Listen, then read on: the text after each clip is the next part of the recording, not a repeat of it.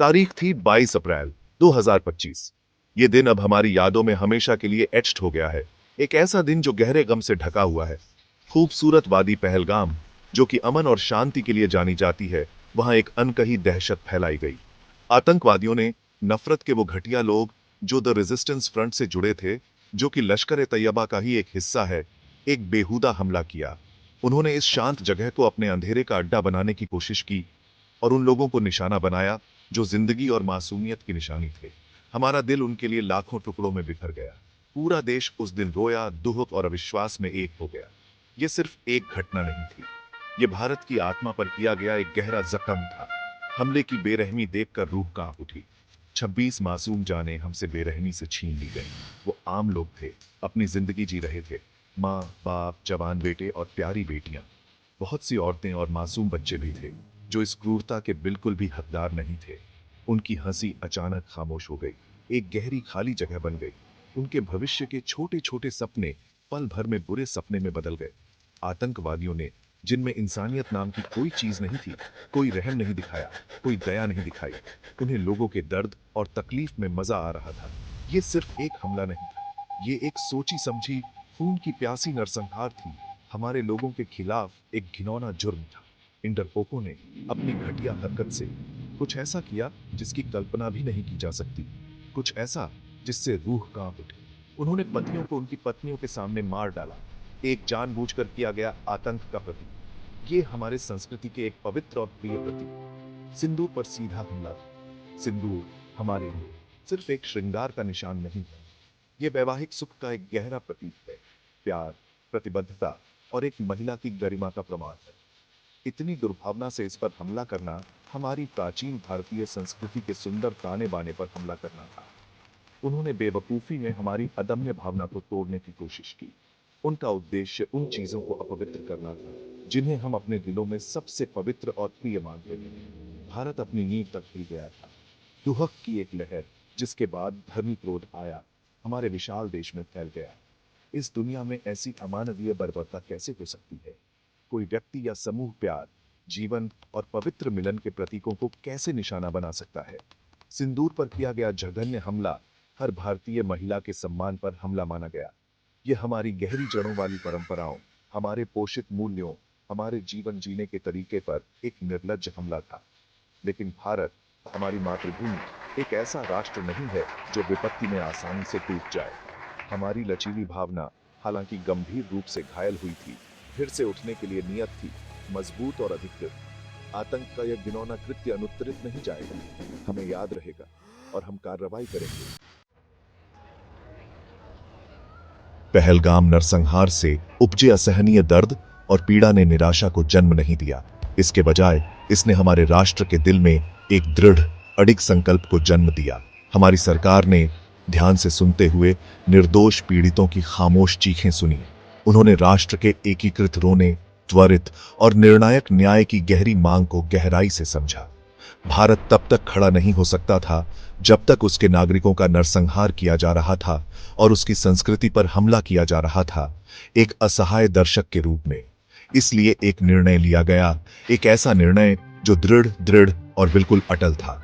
इस जघन्य अपराध के अपराधियों और जो लोग उनका समर्थन करते थे, उन्हें बहुत भारी कीमत चुकानी पड़ेगी। आतंक की ताकतों को एक शक्तिशाली, स्पष्ट संदेश देना था। यह स्पष्ट रूप से दृढ़, निर्णायक कार्रवाई का समय था, न कि केवल खोखले शब्दों या कूटनीतिक बातों का। इस प्रकार दुख और दृढ़ संकल्प के इस क्रूसिबल से ऑपरेशन सिंदूर की कल्पना की गई और सावधानीपूर्वक योजना बनाई गई।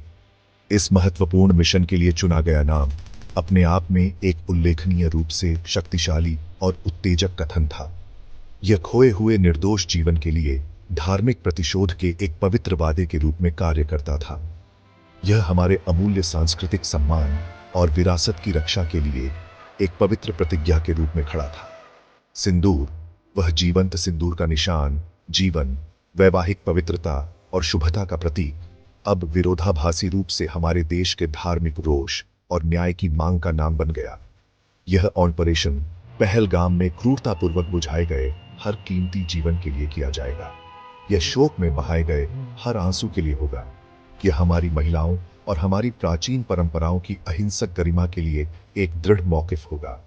यह हमारे दुर्जय रक्षा बलों की केवल एक शाखा द्वारा संचालित किया जाने वाला ऑपरेशन नहीं था। यह समन्वित शक्ति का एक सिम्फनी था।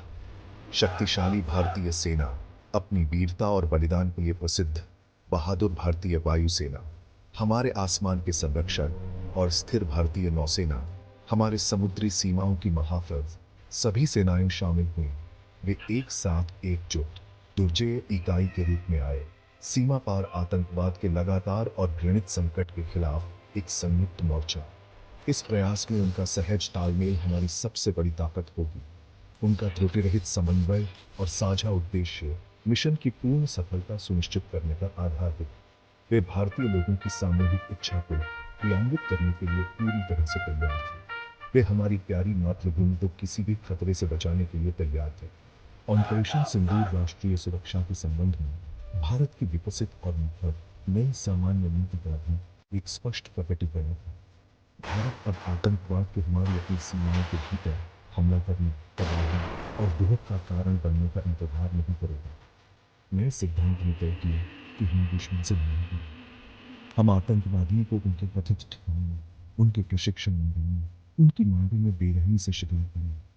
हम भिन्न और हिंसा के उनके पूरे बुनियादी ढांचे को व्यवस्थित रूप से ध्वस्त कर देंगे। यह सक्रिय और महत्वपूर्ण आतंकवाद का मुकाबला करने का हमारा दृष्टिकोण एक महत्वपूर्ण बदलाव का प्रतिनिधित्व करता है। भारत ने एक स्पष्ट संदेश भेजा था कि अपनी सीमा पर करने की हिम्मत की तो आपको अनिवार्य रूप से कंपनी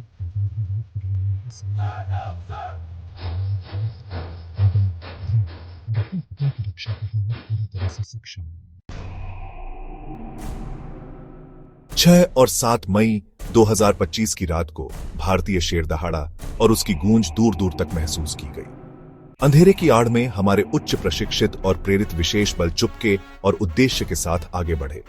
ऑपरेशन सिंदूर शुरू किया गया था, लुभावनी सटीकता और असाधारण साहस के साथ निष्पादित किया गया था। यह मानवता के सभी शत्रुओं, मौत और विनाश से निपटने वालों के लिए एक गंभीर गणना की रात होनी तय थी। हमारे बहादुर सैनिक, हमारे राष्ट्र का गौरव, हमारी सीमाओं से बहुत दूर शत्रुतापूर्ण क्षेत्र में गहराई तक गए। वे अपने साथ न केवल हथियार ले गए, बल्कि 1 अरब भारतीय दिलों की प्रबल आशाएं और मौन प्रार्थनाएं भी ले गए। वे न्याय के एक पवित्र मिशन पर थे। धर्मी प्रतिशोध का लंबे समय से प्रतीक्षित समय आखिरकार आ गया था।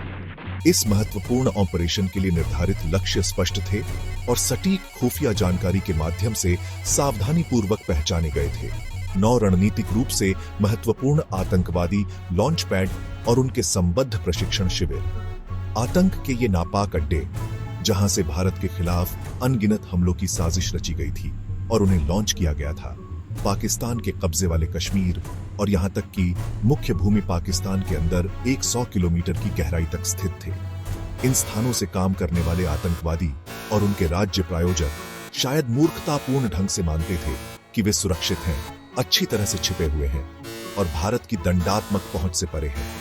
उन्होंने भारत के अटूट संकल्प और इसकी तेजी से विस्तार करने वाली क्षमताओं को बहुत कम आंका। हमारी सेनाओं ने उन्हें दुर्जय शक्ति और सटीकता के साथ मारा। उन्हें वहीं मारा जहां उन्हें सबसे ज्यादा चोट पहुंचेगी। दिया गया संदेश स्पष्ट और असंदिग्ध था, आतंकवादियों के लिए कोई अभयारण्य नहीं होगा। भारत की वैध और शक्तिशाली प्रतिक्रिया से उनके पास छिपने के लिए कोई जगह नहीं बचेगी। सावधानी पूर्वक योजनाबद्ध और बहादुरी से निष्पादित ऑपरेशन का समापन एक आश्चर्यजनक और शानदार सफलता के रूप में हुआ, जो सभी अपेक्षाओं से अधिक था। खूंखार आतंकवादी संगठनों, लश्कर-ए-तैयबा और जैश-ए-मोहम्मद के 5 शीर्ष रैंकिंग वाले कमांडरों को प्रभावी ढंग से निष्क्रिय कर दिया गया। उनके आतंक का शासनकाल अचानक समाप्त हो गया। इनमें कुख्यात आतंकवादी नेता मसूद अजहर के करीबी रिश्तेदार और एक प्रमुख ऑपरेशनल प्लानर यूसुफ अजहर जैसे कुख्यात व्यक्ति शामिल थे। एक और मुदस्सर था, जिसे उसके उपनाम अबू जुंदाल, एक क्रूर छल्लाद के नाम से भी जाना जाता है। हाफिज मोहम्मद जलील, हसन खान और खालिद, जो अबू आकाशा के उपनाम से काम करते थे, भी मारे गए लोगों में शामिल थे। आतंक के ये सूत्रधार अनगिनत निर्दोष मौतों के लिए जिम्मेदार आखिरकार अपने योग्य अंत को प्राप्त हुए। उनके सफाई ने उनके संबंधित संगठनों को एक गंभीर और अपंग झटका दिया, उनके नेटवर्क और भविष्य की योजनाओं को बाधित किया। पहलगाम नरसंहार के निर्दोष पीड़ितों के लिए पुनः त्वरित और गंभीर दिया गया। इस जटिल ऑपरेशन के दौरान हमारी बहादुर सेनाओं ने कुशलतापूर्वक उन्नत और परिष्कृत हथियारों की एक श्रृंखला का उपयोग किया। लंबी दूरी के स्टैंड ऑफ हथियार तैनात किए गए थे, जिससे हमारे कर्मियों की सुरक्षा और हमलों की सटीकता दोनों सुनिश्चित हुई। अत्याधुनिक हवा से प्रक्षेपित मिसाइलों ने घातक अचूक सटीकता के साथ अपने निर्धारित लक्ष्यों को पाया, जिससे गलती की कोई गुंजाइश नहीं रही। छिपी हुई दुश्मन की संपत्ति की तलाश और नष्ट करने में उन्नत लॉटरी ऑपरेशन ने भी महत्वपूर्ण भूमिका निभाई। इस सफल तैनाती ने भारत की तेजी से बढ़ती स्वदेशी रक्षा क्षमता और महत्वपूर्ण सैन्य प्रौद्योगिकी में हमारी बढ़ती आत्मनिर्भरता को शक्तिशाली ढंग से प्रदर्शित किया। इसने पूरी दुनिया को हमारे महत्वपूर्ण तकनीकी कौशल और हमारे सशस्त्र बलों के आधुनिकीकरण की हमारी प्रतिबद्धता का प्रदर्शन किया। हमने दुनिया को स्पष्ट रूप से दिखाया भारत दुनिया अपनी सफलता और अपनी राष्ट्रीय सम्मान की रक्षा अपनी निकटता में सभी आवश्यक साधनों का उपयोग करने लगी। शेर वास्तव में दहाड़ रहा था और उसकी आवाज सुनी गई थी। आज और आने वाले सभी दिनों के लिए हम गहरे सम्मान और हार्दिक कृतज्ञता के साथ अपना सिर झुकाते हैं। हम अपने भारतीय सशस्त्र बलों की अद्वितीय बहादुरी, निस्वार्थ समर्पण और अटूट भावना को सलाम करते हैं। उनकी चमकदार देशभक्ति इस महान राष्ट्र के प्रत्येक नागरिक के लिए प्रेरणा का एक शानदार प्रतीक है। उन्होंने अदम्य साहस और उल्लेखनीय व्यावसायिकता के साथ अत्यधिक खतरे का सामना किया। हमारी सुरक्षा सुनिश्चित करने के लिए उन्होंने बार बार अपनी जान जोखिम में डाली। उन्होंने हमारे प्यारे राष्ट्र के पवित्र सम्मान को लगातार और गौरवपूर्ण ढंग से कायम रखा है। ऑपरेशन सिंदूर में शामिल हर सैनिक, हर एयरमैन और हर नाविक शब्द के हर मायने में एक सच्चा हीरो है।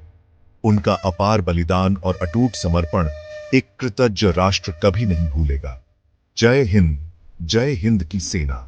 यह अत्यंत महत्वपूर्ण और अत्यधिक जटिल ऑपरेशन असाधारण रूप से सक्षम और दूरदर्शी नेतृत्व के नेतृत्व में किया गया था।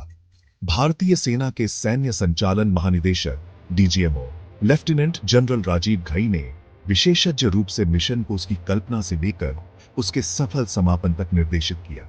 उनका तेज रणनीतिक कौशल, अत्यधिक दबाव में उनका शांत और रचित आदेश ऑपरेशन की सफलता के लिए बिल्कुल महत्वपूर्ण था। उन्होंने अपने समर्पित अधिकारियों और योजनाकारों की टीम के साथ मिलकर हर मिनट के विवरण की सावधानीपूर्वक योजना बनाते हुए अथक परिश्रम किया।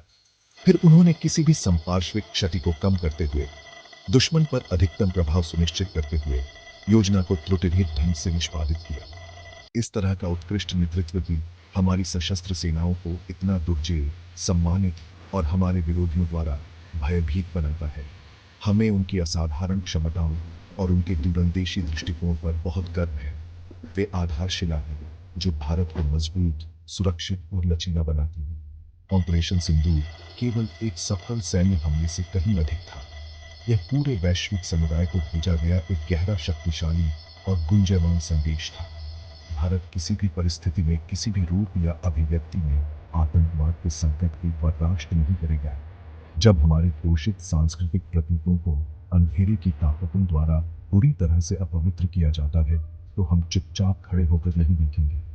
हम अपनी कड़ी मेहनत से अर्जित संप्रभुता और क्षेत्रीय अखंडता की रक्षा अपने आदेश के तहत सभी शक्ति और संसाधनों के साथ करेंगे। गहरे सांस्कृतिक महत्व से उठकर स्वयं हमारे राष्ट्र के प्रेरित संकल्प का एक शक्तिशाली प्रतीक बन गया। हमारे नागरिकों की रक्षा करना, निर्दोषों को बचाना और जहां दुनिया का उल्लंघन हुआ है वहां करेंगे बहाल करने का संकल्प। यह ऐतिहासिक ऑपरेशन भारत की ताकत का प्रमाण निस्संदेह आने वाली कई पीढ़ियों के लिए याद किया जाएगा और सुनाया जाएगा, जिससे विस्मय और सम्मान पैदा होगा। आज जब हम ऑपरेशन सिंदूर की दुनिया के सफलता पर चिंतन करते हैं तो हमारा हृदय राष्ट्रीय गौरव और गहरी भावनाओं से भर जाता है। यह भारत की बड़ी भावना का कारण है। एक ऐसी भावना जो ऐतिहासिक रूप से हर चुनौती से मजबूत और अटूट होती है। एक ऐसी भावना जो शायद रूप से भारत की बहुत महत्व होती है। लेकिन हमेशा दुनिया किसी हिचकिचाहट के इसका जीवन बचाव करने के लिए तैयार रहती है। इस उल्लेखनीय ऑपरेशन को हम सभी युवा और बूढ़े के लिए एक स्थायी प्रेरणा के रूप में मानेंगे। यह हमें हर भारतीय की रगों में जोरदार बहने वाले असाधारण साहस की याद दिलाता है। भारत आज मजबूत हुआ है, आशा की तरह अपनी विविधता में एकजुट और प्रतिकूल परिस्थितियों में अत्यधिक मजबूत। ऑपरेशन सिंदूर की स्थायी विरासत की साहस, नीति, और हमारी मातृभूमि की अडिग बिना शर्त प्रेम की विरासत है।